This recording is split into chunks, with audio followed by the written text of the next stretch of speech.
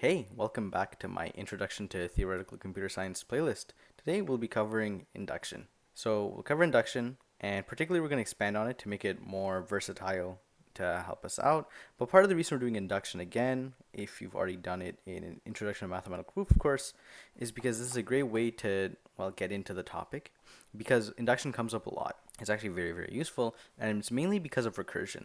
Recursion and induction act like yin and yang. One goes up to infinity, that mainly being induction, while one goes down to the base case, that being recursion. So they kind of work together really, really well. And if you're like really, really like not sure what's happening, you can go see my induction video for my Introduction to Mathematical Proofs playlist. Before we start talking about induction and also strong induction, or some people might call it complete induction, I want to give you an idea of this thing called structural induction. And this is actually going to be a topic that we cover. The problem is this: we can induct on the naturals. The naturals is the set 0, 1, 2, and so on and so forth. Whether 0 is in the set or not doesn't really matter. But then the idea is, what if we can extend induction to make it work on any set? And yeah, we can do that, but there's a caveat. We have to make sure that the set is defined recursively. So a later video will be on this in particular. So let's go back to what we are actually going to do. Induction, or more specifically a proof by induction, is a way to prove a fact for, infinitely many natural numbers. And we have two main parts: a base case and an inductive step. Our base case is that we show that a fact that we want to prove for infinitely natural numbers works for a starting number. Then in our inductive step, we're going to assume that the fact holds for some arbitrary natural number k, and this is also called the induction hypothesis, and we show that the fact holds for k plus 1, and this will in fact show it for infinitely many natural numbers. And the way you can think about it is ladders or lily pads. If you're thinking of a ladder, showing that you can start at the first step is your base case. Showing that you can go from any one step to the next step is your inductive step. For lily pads, you can show that a frog will start on lily pad 1 or 0, that's your base case, and then the frog jumps from any lily pad to the next lily pad, and that's your inductive step. And one thing we can do is use predicates. So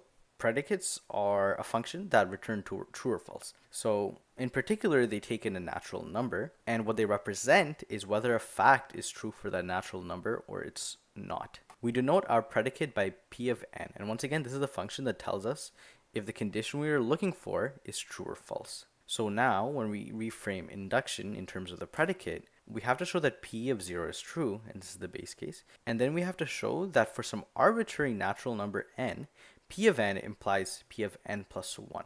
And here we're assuming that p of n being true is our induction hypothesis. And these are the two ways that you can think about induction, either in terms of your naturals, just thinking about how they work, and then your predicate. And certain problems are going to be easier to think of in certain ways. And the most simple classic example is showing that the sum from 0 to n, or 1 to n, is given by the formula n times n plus 1 all over 2. And you can prove this, via induction. And we're going to let p of n be this statement. And we want to show that this statement holds for, every single natural number. So our base case is going to be n is equal to 0. Well, then 0 is just 0. And that's the same as 0 times 1 divided by 2. So p of 0 holds, or our predicate holds for the base case. And for inductive step, we're going to assume the inductive hypothesis. And what this means, we're going to assume that p of n is true for some arbitrary natural n. The reason it has to be arbitrary is because this can be any number. This can be any n. So we're just going to choose the most general example. Choosing the most general example will show that this will hold for every single case. And now if you look at the left-hand side and the right-hand side, the left-hand side is the sum from 0 to n plus 1, and the right-hand side is the identity we want to get to, namely n plus 1 times n plus 2 all divided by 2. When we expand it out, they're going to be the exact same. You can check the algebra out on this one yourself. There are many different ways to think about induction, but then one really nice way to think about it is induction is pretty much just one really, really general example. So we go from a specific example to a general example, and if the general example holds, then it's true for everything. And we're going to do one more example of simple induction. Namely, we're going to show that the number of even-sized subsets and odd-sized subsets of a set with size n is 2 to the n minus 1. So imagine we have a set that contains 3 elements. If a subset has 2 elements, then it's an even-sized subset. If it has 1 element, it's an odd-sized subset. If it has 0 elements, or it is the empty set, then it has, even-sized subsets. And if it's the whole entire set again, which has 3 elements, that's an odd-sized subset. And we're going to recall that the number of subsets of a set with size n is 2 to the power of n. So we're saying, or we're claiming, that exactly half are even sized and exactly half are odd sized. So we're going to proceed by induction. We're going to define the predicate to be that, well, there are 2 to the n minus 1 even sized and odd sized subsets. And our base case is going to be n is equal to 0 and 1. The reason why is because 0 is actually kind of weird. It doesn't really hold. The predicate doesn't hold for 0. So we're going to assume the predicate holds for 1 and greater and just single out 0 as a special edge case. Just something that we need to consider. So when n is equal to 0, well, there's only one set of size 0, namely the empty set. And there's only one subset of the empty set, and that's the empty set itself. So there's one even-sized subset and 0 odd-sized subsets. Let's do the base case again for n is equal to 1. So the set S of size 1 is just a single element. And there are 2 subsets of this, namely S itself or the empty set. Now we're going to proceed with the inductive step. Our induction hypothesis is going to be that P of k is true for some arbitrary k in the naturals, and we want to show that P of k plus 1 is true. In particular, we're going to show that the number of odd-sized subsets of size k plus 1 is exactly 2 to the power of k. And the exact same reasoning is going to be true for the even-sized. I'll let you do that on your own. So first, we know that we're going to add the element a sub k plus 1 to S in order to make the set S, of size k plus 1. So then we can write out S as a1, a2, all the way to ak and ak plus 1. So those are all the elements inside S. Now let's actually consider the odd-sized subsets of S before we added the element. So by our induction hypothesis, before we added the element, these were odd-sized subsets. But then, when we add the new element, well, if we decide not to add this new element, ak plus 1, into the subsets that were already odd-sized, well then they'll just stay odd-sized, but they'll still be subsets of our newly constructed S. Adding an element to S doesn't actually change the existing subsets of it. So we actually already have 2 to the k minus 1 odd-sized subsets. Now consider the even-sized subsets of S given by our induction hypothesis. If we add ak plus 1 to each of these subsets, well then these subsets will now be odd-sized. If they were even-sized, adding 1 will make them odd-sized. And how many of these are there? Exactly 2 to the k minus 1. Notice what's happening here.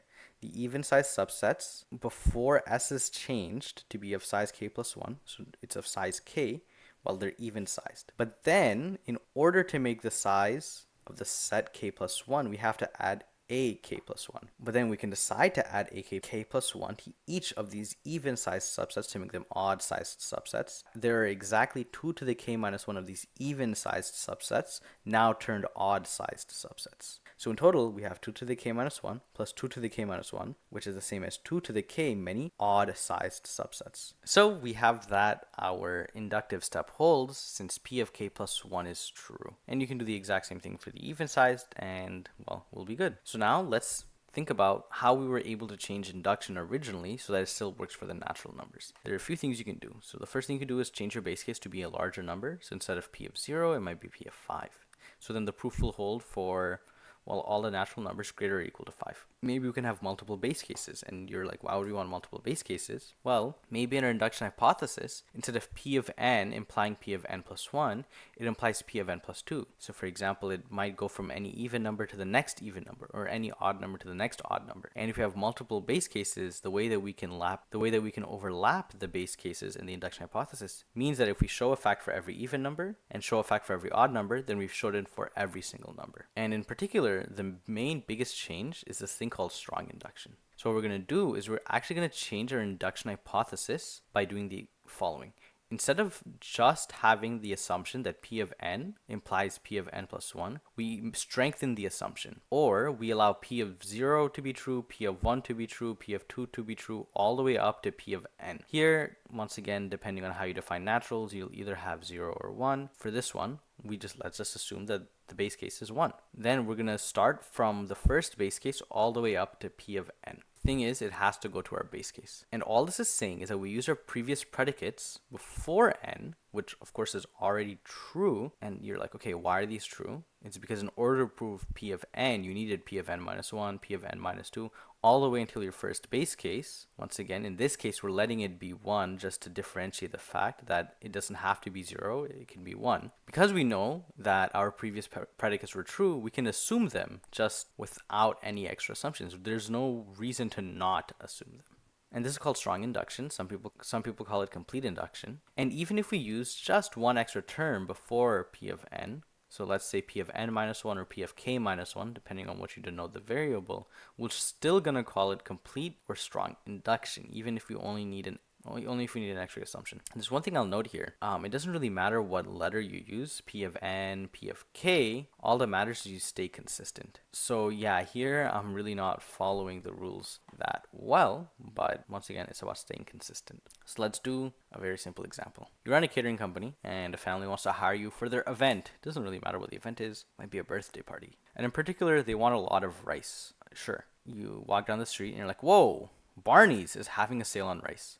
But they only sell bags in 5, 6, 9, or 13 kilograms. And, we don't really care about the cost because somehow the cost per kilogram is actually the exact same. So let's say we want exactly n many kilograms of rice. So it could be 30, 100, 10 million and 1. Can you find out how many bags of what size you need to buy? And wait, is it even true that we can get exactly n kilograms of rice? Like, how do we know this? And, well, there's one thing to note is there might be multiple ways to get 18 kilograms of rice. For example, you do 9 plus 9, or 13 plus 5, or 6 plus 6 plus 6. We just want to find some way to do this. So let's, do this and prove this. But I suggest that you kind of work through it, try to figure out what you can try to figure out before we actually start this. And this is going to be the same for every single proof. Regardless of the proof, because it's online, you can watch it over and over and over again. But the disadvantage is you can just speed through it. So it's better to take a few minutes, try to solve it, and then go ahead and do it. So this is going to be proof by strong induction. Well, we mentioned strong induction, of course it'll be here. So we're going to find our predicate to be as follows. We can write n as the sum of 5x plus 6y plus 9w plus 13z. It doesn't really, like x, y, w, and z are just some numbers that exist. And we'll show that the predicate holds for n is greater than or equal to 9. So part of the problem is finding, for which values does this actually hold? Like, if you want 7 kilograms, you can't get 7 kilograms. But if you want 20, can you get 20? And, well, yeah, you can. We're claiming the fact that we can get it for n greater than or equal to 9. And we're actually going to need multiple base cases to show this claim. So 9, 10, 11, 12, 13, we can write in the above form with different values of x, y, w, and z, as we can see in this table right here. So now we're going to proceed with the inductive step. Namely, we're going to assume P9, since that's the first base case. We can't assume P0 or P1. Our first base case is P9, up until Pk for some arbitrary k in the natural, where k is greater than or equal to 13.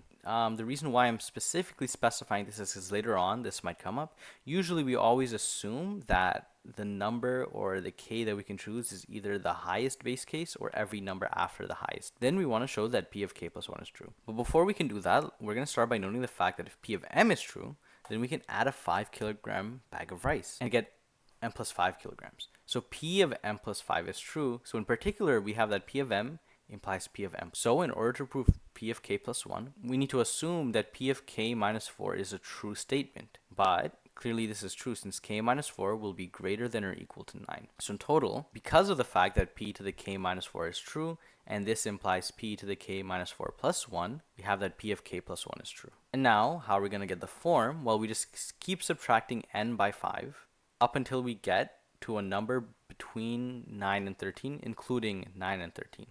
So it could be 9, 10, 11, 12, or 13. Now we're just going to write this as n is equal to 5 multiplied by L plus x plus 6y plus 9w plus 13z, where the x, y, w, and z come from the base case, or p of n minus 5L. Remember that table that we had in the beginning of the proof? It comes from that table over there. And with that, we're done. We found a way to express n in this following form, so p of n is true. One thing to note is practice makes permanent. It doesn't make it perfect, it makes whatever you have permanent. So if you make sure that when you prepare or if you need practice, you practice well, you practice effectively. And if you do, then find good induction problems to work on it in person, go through the video again. This is something that takes a little bit of time to get used to, a little bit of time to get running. We are going to use induction a little bit throughout, well, a few of the videos.